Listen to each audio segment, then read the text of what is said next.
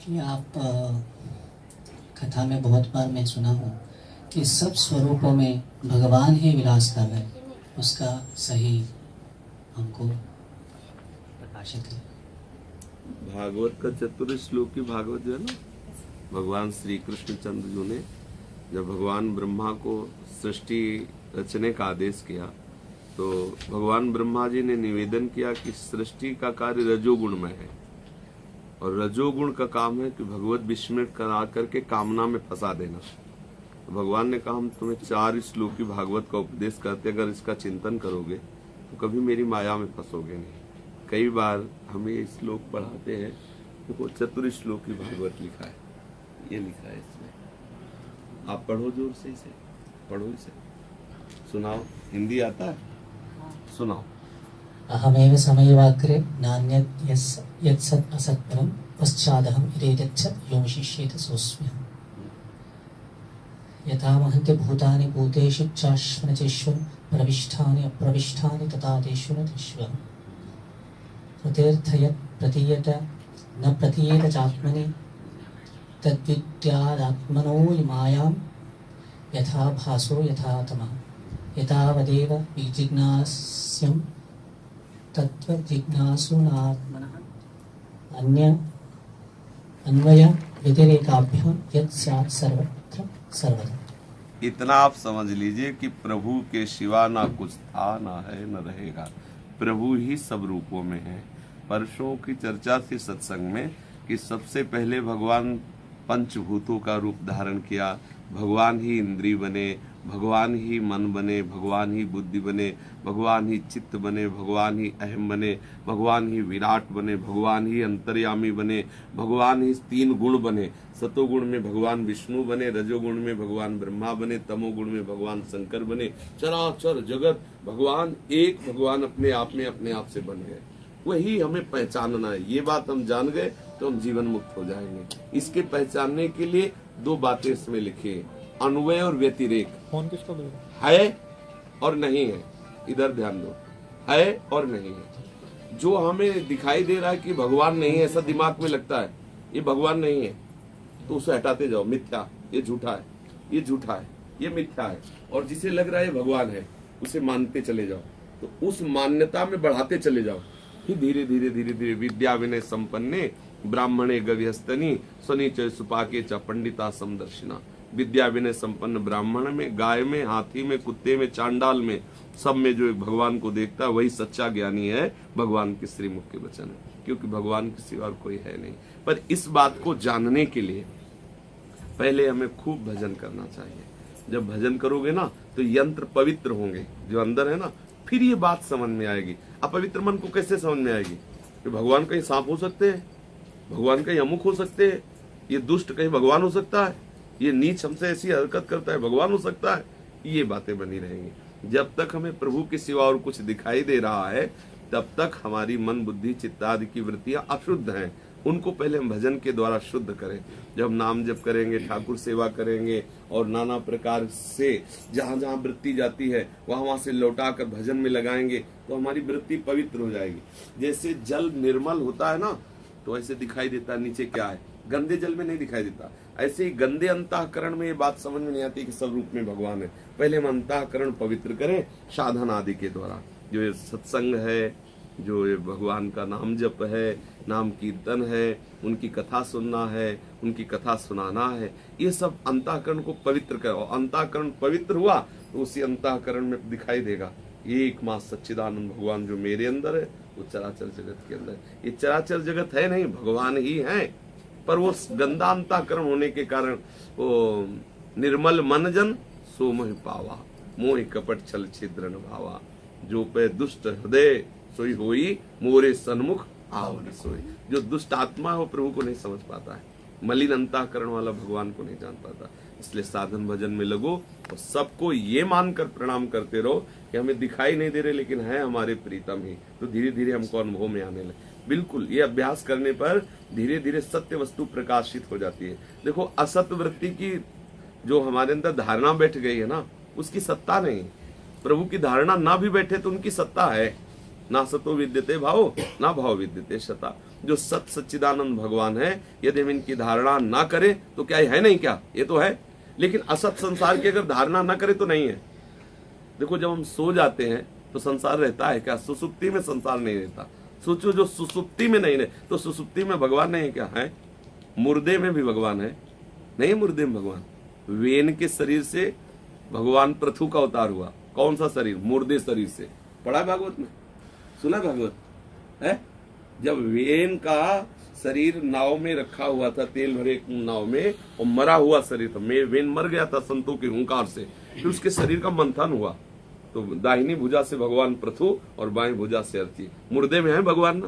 कोई ऐसा कण नहीं जहां भगवान न हो, कोई ऐसा नहीं जो भगवान न हो, सब रूपों में भगवान। जैसे ब्रह्मा जी का मोह हरण करने के लिए भगवान ही बछड़ा बन गए, भगवान ही सखा बन गए, भगवान ही वस्त्र बने, भगवान ही छड़ी बन गए, सब कुछ भगवान बन गए।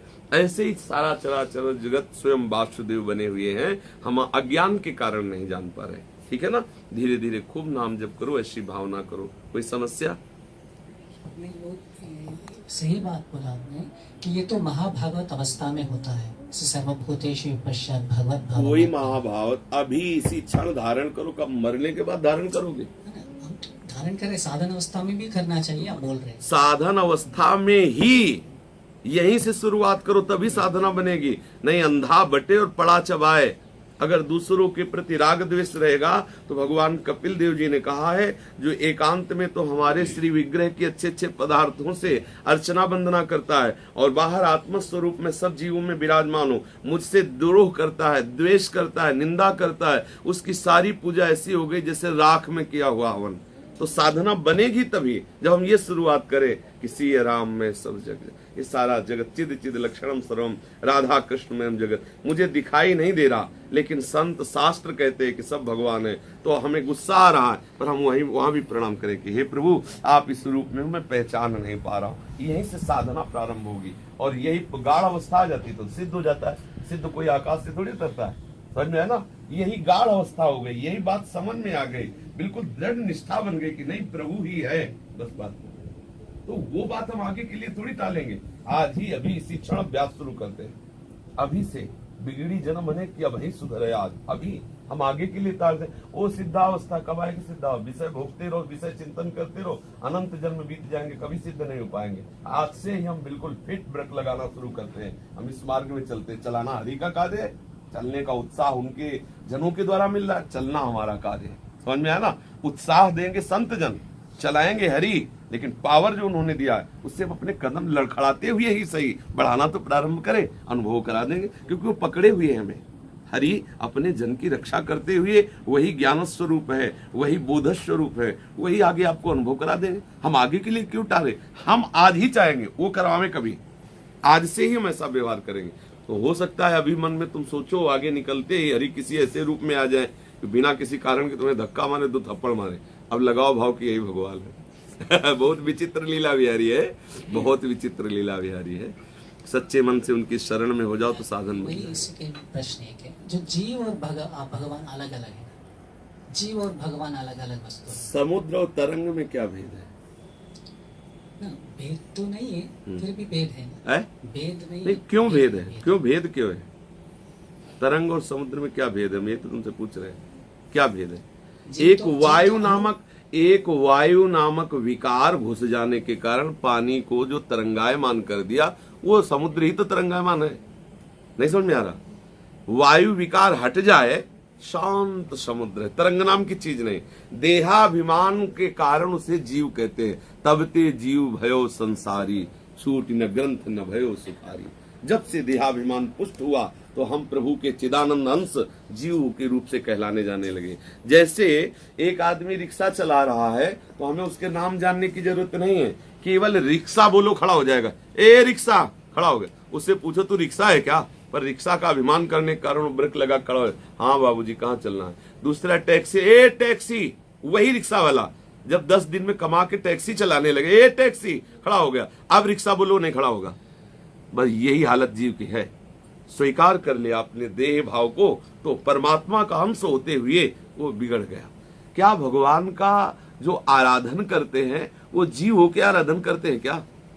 नहीं, देवो भूतवा देवम यजेत, देवता होकर ही देवता की पूजा होती है। गोपियां कृष्ण स्वरूप होके ही कृष्ण प्रेम का समस्त आचरण व्यवहार कर रही, कृष्णोहम, कृष्णमय होकर के। जीव क्या है? भगवान का अंश है। तो भगवान का अंश कैसा होता है? अगर भगवान है पूर्ण, तो जीव भी पूर्ण ही है, क्योंकि पूर्ण का अंश पूर्ण ही होता है। पूर्णमदः पूर्णमिदं पूर्णात् पूर्णमुदच्यते पूर्णस्य पूर्णमादाय पूर्णमेवावशिष्यते। जो बचा वो कौन? पूर्ण। तो पूर्ण में कुछ कमी वैसी होती है क्या?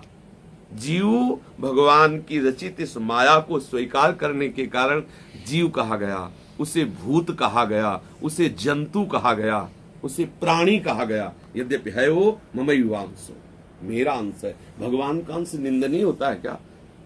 गंगा जल चाहे एक चम्मच में ले लो, चाहे एक ड्रम में भर लो, चाहे एक टैंकर में भर लो, उसे गंगा जल कहा जाएगा। इस ड्रम में वही परमात्म तत्व भरा हुआ, दूसरा कोई नहीं। भ्रमित हो गए, इसीलिए ब्रह्मविद ब्रह्मयु भवति। जानत तुम्हें माया विकार हटा, जीव नाम हटा, क्या हुआ? ब्रह्मविद ब्रह्मयु भवति। बोले वो संत तो साक्षात भगवान है। हम कई बार ये सुनाया करते हैं, जिन्होंने मन को मार लिया, ये मन ही विकार है, जिन्होंने मन को मार लिया, मन मारिया तन बस में कीन्हा, हुआ भरम सब दूर, बाहर से कछु दिखत लाई अंदर चमके नूर। आपो त्याग जगत में बैठे नहीं किसी से काम, उनमें तो कछु अंतर ना। संत कहो चाहे राम, गुरुदेव भगवान, संत भगवान लग जाता है सामने नाम उनके। क्यों लग जाता है? जीव ही तो है। तो क्या आप वहां जीव कह सकते हो? जो गुरुदेव को या संत को जीव कहे तो आपको भी बुरा लगने लगेगा। नहीं, आपके गुरुदेव कहे आखिरकार जीव ही तो है, तो आपको क्या लगेगा? दिमाग खराब, साक्षात पर ब्रह्म तत्व गुरुदेव है, तुम जीव कह रहे हो। क्यों भाई?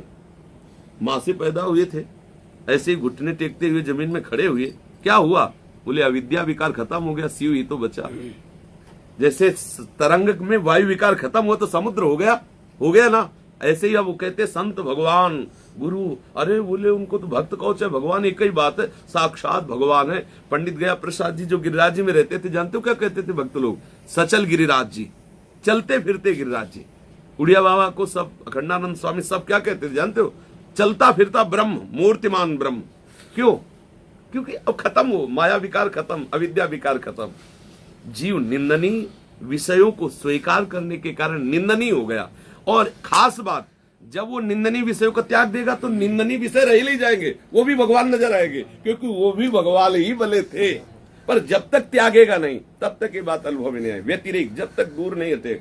संसार का एक रहस्य है, संसार में रहकर संसार का चिंतन करके न संसार को जान सकते हो, न तुम अपने आप को जान सकते हो, न भगवान को जान सकते हो। संसार का वैराग्य करने से संसार को भी जान जाओगे, अपने आप को भी जान जाओगे, भगवान को भी जान जाओगे। समझ में आ रही बात? बस इसी मार्ग से हम आगे बढ़े।